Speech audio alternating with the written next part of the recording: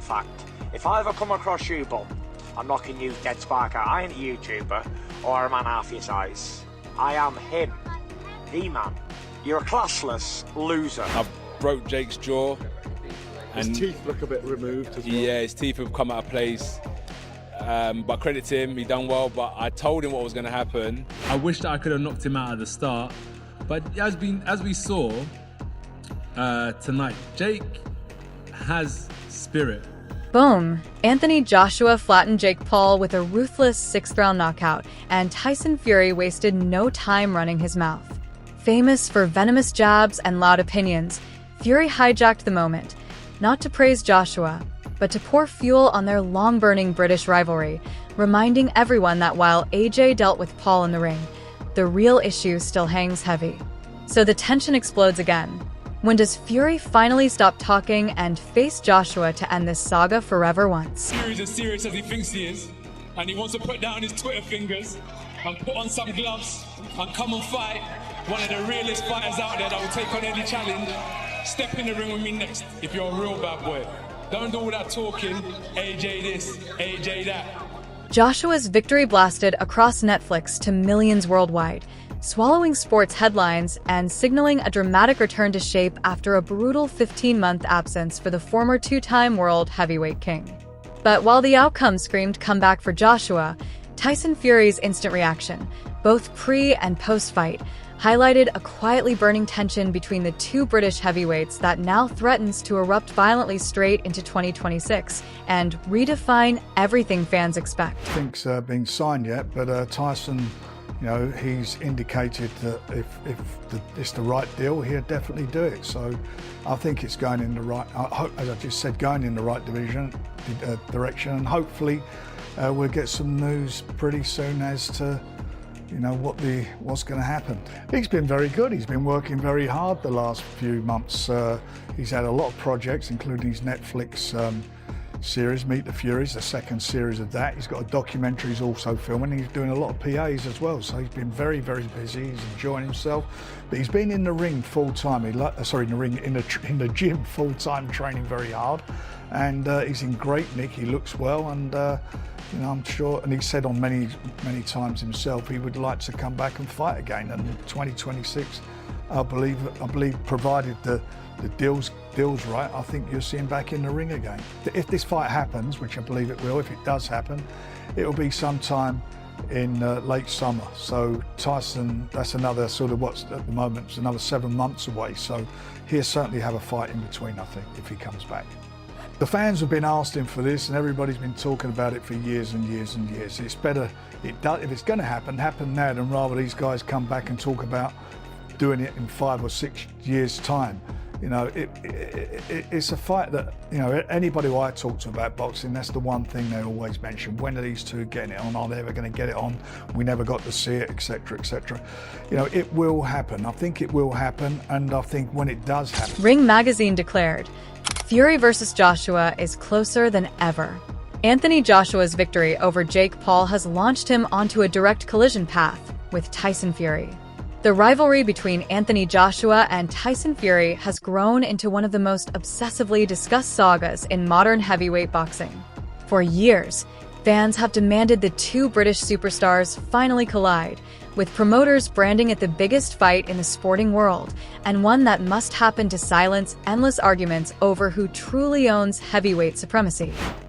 I'm not gonna disrespect Fury, Gareth. I want to fight him though, Jack. We want to see you fight him so much. Exactly. I think I deserve it, the fans deserve it, you deserve it. It's such a shame that the guy decided to retire. He should grow a backbone. You win some, you lose some. Do you beat him? Yeah, definitely. All day long, yeah? 100%. So do you know what? Plenty in the boxing world were unimpressed by how the Anthony Joshua versus Jake Paul spectacle actually unfolded. Despite Joshua eventually scoring a 6th-round knockout, critics insisted the fight never resembled a real sporting contest, with Paul spending most early rounds circling, clinching, and dodging danger instead of trading classic boxing exchanges, triggering boos from sections of the crowd and online fans brutally labeling the entire matchup a circus act instead for everyone watching worldwide. The sport of boxing, which cannot get out of its way anyway on a regular basis. What we saw in there, I don't think anyone ultimately looks good. It was theater. It was sloppy. It was gross. It was unnecessary. I'd love to say my favorite sport is better than this, but I think we know that already. I think the bigger question is how much more can the rest of us tolerate the Jake Paul circus? What was so deflating about this is even though we, in a sense, got the outcome that most people tuning into this fight were here for, which was to see Jake Paul get knocked out, it was the worst version of a Jake Paul knockout loss that we could have asked for. There isn't some sort of highlight reel moments like the Ngannou knockout where Anthony Joshua just... Joshua admitted straight up that his showing wasn't flawless and confessed he needed improvement, revealing he and his coach expected far more from the opening rounds. AJ explained that Paul's slippery movement and scrappy style made him frustrating to trap early. But once he locked in his distance, he shut the show down decisively.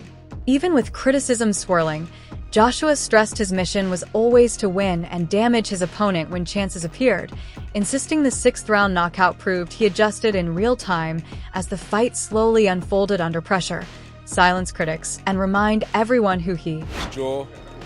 His teeth look a bit removed as well. Yeah, his teeth have come out of place.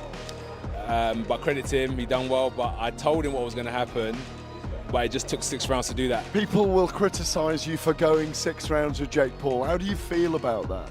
I deserve it. Why? Come on. Because, we're elite fighters. So I put myself in the shoes of a coach.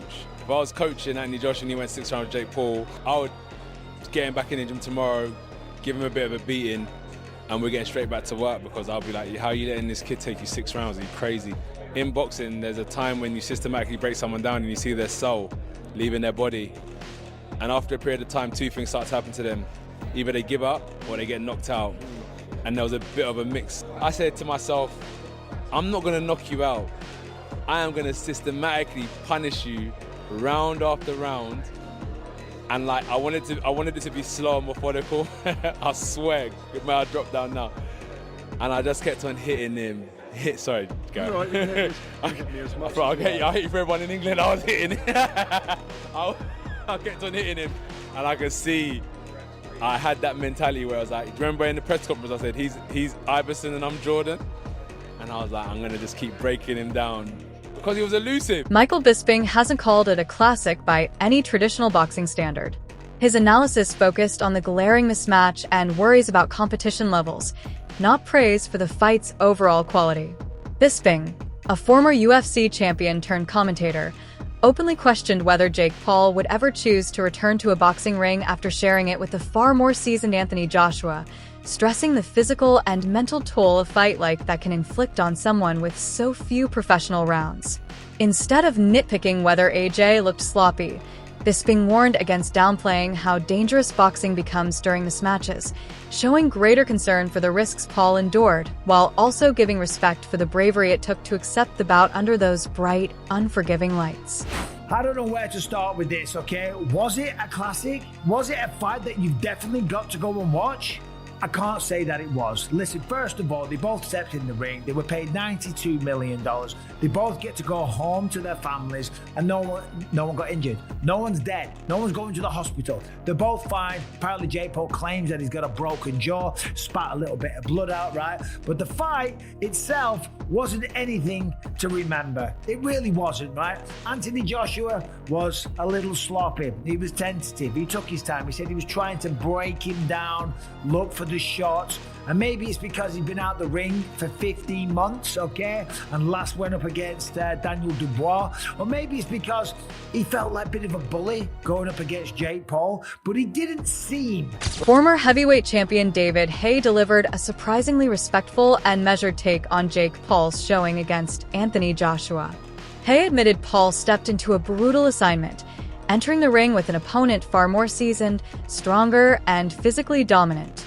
He noted that despite the obvious size and experience gap, Paul followed his game plan through constant movement and evasiveness, repeatedly frustrating Joshua's attempts to trap him, revealing ring awareness and grit deserving acknowledgement despite the outcome against Challenge. It was a awkward night. You know, AJ couldn't get to grips with him, obviously. Jake had a really good game plan, moving his feet, lateral movement, slipping and sliding. Obviously been practicing that a lot in sparring. And you got to give him credit. He came out there and gave it a good go. Took his licks like a man, didn't complain. You know, fighting a much bigger, more established, world-class fighter. So that's usually what happened. What was always going to happen. You know, a lot of people thought he would only last 1 round, 2 rounds, but you know, you got to give Jake credit. You know, he went out there and had a solid game plan and was implementing it at times. Was landing shots and was avoiding getting hit with the big shots. You know, but there's a reason we have weight categories in boxing, and I'd say he sticks with, you know, the cruiserweight division where the guys are the same size as him, because that, you know, without having the schooling, the many years, I was able to give away 100 pounds in weight because I've been boxing since I was 10. I was an international amateur and world champion at cruiserweight. That's why I was able to do the big jump and use the tactics that he used to win the heavyweight championship. But you know, credit to him, nothing but respect for Jake Paul for putting on such an event and putting himself in harm's way. I would imagine some people back home for you are going to say, man, AJ should have gotten out of there in 2 rounds. Anyone who understands boxing knows it's very difficult to close the range on someone who doesn't want to hold his feet. And is AJ supposed to just run around swinging and missing? No, he's supposed to, you know, wait for the right opportunity, which he did. And once the opportunity presented himself, he landed and the fight was over. But yeah, anyone who kind of gives AJ stick because he didn't knock him out. Former undisputed heavyweight champion Lennox Lewis weighed in on Anthony Joshua's 6th-round knockout of Jake Paul, delivering a blunt, sharply analytical verdict on the fight. Lewis pointed out that Paul was not in peak condition for such an enormous leap in competition and admitted that once Joshua's power began landing, Paul ended up frozen, seemingly waiting to be hit. Lewis also flagged Joshua's extended layoff, suggesting AJ needed several rounds to clear ring rust before fully asserting his authority. Once he did, the final outcome was always completely inevitable. Jake Paul had his hands down. Yeah. He was basically waiting for that knockout. Absolutely. And where is the Tyson Fury Joshua fighting happening now? Yeah, it should happen. I think it should happen. Who wins it? Who wins it? Oh, don't ask me too soon. It's too soon for that, man. Excuse me, Lennox. I'm sorry. I miss you, Lennox. Hey, what's going on, buddy? Man? Good to see you. Yeah, man. Just let me know your thoughts on Jake going 6 rounds with AJ. You know, the fact that he did that, it was good because, you know, we didn't think it was going to go 6 rounds. We thought it was going to go 2. So the fact that he made 6 rounds is an accomplishment for Jake Paul.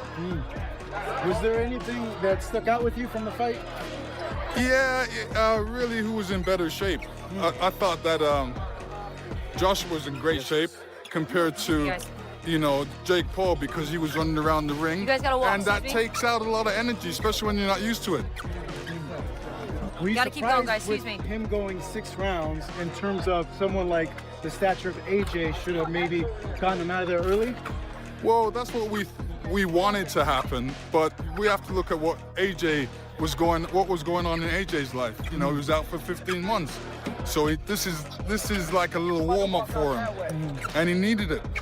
Do you look good to you, AJ? For being out 15 months? Yeah, you know. Fans were sharply divided over Anthony Joshua's knockout victory against Jake Paul. Some praised Joshua's raw power and control, calling the eventual KO satisfying and applauding his patience as he slowly broke Paul down before ending the fight. Others were irritated and bored by the sluggish early rounds, with social media buzzing that the bout looked staged or rigged, as Joshua appeared restrained and Paul spent most of the fight circling, clinching, and dodging exchanges. Just one day before the bout, Tyson Fury publicly snapped back at Anthony Joshua following AJ's controversial comments about fighting Jake Paul, branding Joshua classless and mocking him online for using violent language to sell the matchup. Fury didn't hold back, questioning why Joshua was hyping a fight against a YouTuber-turned-boxer and pointing to Joshua's age and recent setbacks as reasons the talk felt embarrassing. Fury's tone was icy and dismissive, even joking that he'd knock Joshua out himself. adding fuel to an already explosive pre-fight week. Sent the video of Anthony Joshua talking about if he kills somebody, he kills somebody in a boxing ring. I think, you know what? He's a little bit long in the tooth to be talking shite like that. He's 37-year-old at the end of his career, fighting a YouTuber, a Disney Channel guy, who Tommy beat. And now he's talking about killing him and all that to try and sell. Please, barking up the wrong tree, idiot. Here's a fun fact. If I ever come across you, bum, I'm knocking you dead spark out. I ain't a YouTuber or a man half your size. I am him, the man. You're a classless loser coming off a 15 months knockout defeat to a local lad. Imagine if someone from Morecambe knocked me out. You big bum, useless tosser. Get up, and I can't wait if Jake Paul knocks your spark out. Anthony Joshua refused to retreat after Tyson Fury publicly slammed him for the aggressive language he used about Jake Paul during their build-up. Rather than walking anything back, Joshua defended the mindset behind his words, explaining that combat sports demand a ruthless mentality and that fighters must be mentally ready for extreme physicality the moment they enter the ring. He stressed that boxing is an inherently dangerous sport and that the license to kill comment was meant to reflect competitive intensity, not personal hatred toward Paul. Joshua clarified that while he hopes every fighter exits the ring safely, the sport requires full commitment and obsession with winning, making clear he wasn't attacking Paul personally, but describing the mentality elite fighters live by. The long-discussed Joshua versus Fury showdown remains one of the most significant potential heavyweight fights in history, with promoters and analysts insisting it would be a global blockbuster fueled by contrasting styles, clashing personalities, and the star power of Britain's two biggest heavyweights. Joshua versus Tyson Fury at some point in 2026, but I think for Joshua's side of things, he's looking at this, going in for this, let's just say, warm-up, just to get rid of a bit of ring rust against Jake Paul. Then he looks for a fight again in February sort of time, and that might be a Tony Yoka sort of level sort of fighter. Tyson Fury is rumoured to be coming back and fighting Arslanbek Makhmudov. Yes. That's the fight that they're talking about him coming back with. Beat Dave Allen recently. Oh, yeah. But here's the thing, Jim. What route does Anthony Joshua take? Does he look at that Tyson Fury? Yeah, the financial rewards are with Tyson Fury. Of course they are. Or does he follow his dream of becoming a three-time world heavyweight champion? And that could fall in the space of Fabio Wardley, who has openly said that was the fight that I would like next if I was going to defend my title. Spencer's on the money there, Simon, because Fabio is saying he would, quote, happily welcome an all-British fight for his WBO heavyweight belt with Joshua. What kind of warm-up fight is that for Joshua before he goes in against Fury? I'm sure he would, because that poor bugger keeps on getting diminished everywhere he turns. And now he can't get a fight with Usyk because Usyk thinks he's beneath him, so he needs to get paid to some extent for being a world champion, and Anthony Joshua guarantees him that.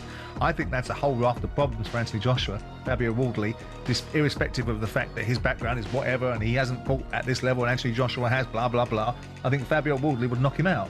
So I don't think he takes that fight at all. I think he takes Tyson Fury. See, no, so do you think Wardley knocks out AJ Spencer? This is where I disagree with Simon, because I think that Anthony Joshua's looking at this saying, yeah, Tyson Fury's saying he's coming back. We don't know when he gets out of bed, what side of bed he gets out of, whether he's going to return, whether he's not going to return, whether he's going to retire, stay retired.